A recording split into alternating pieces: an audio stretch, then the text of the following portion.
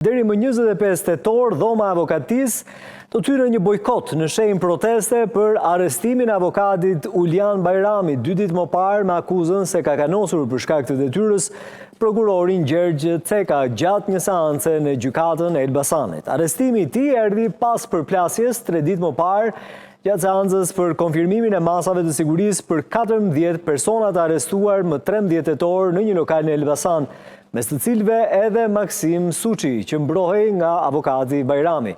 Bojkoti do të prek pothuajse të gjitha shkallët e gjyqësorit, përfshirë edhe kushtetuese, ndërsa përjashtohen vetëm seancat që kanë si objekt caktimi, ndryshimi, zëvendësimi apo shuarje të masave të sigurisë në reagimin e një dite më parë. Kujtojmë se dhoma e avokatisë kërkoi gjithashtu shqyrtimin urgjent të çështjes nga ILD, KLG dhe KLP. Avokati u vu në pranga pas kallëzimit të bërë nga prokurori Ceka se ishte kërcënuar në seancë.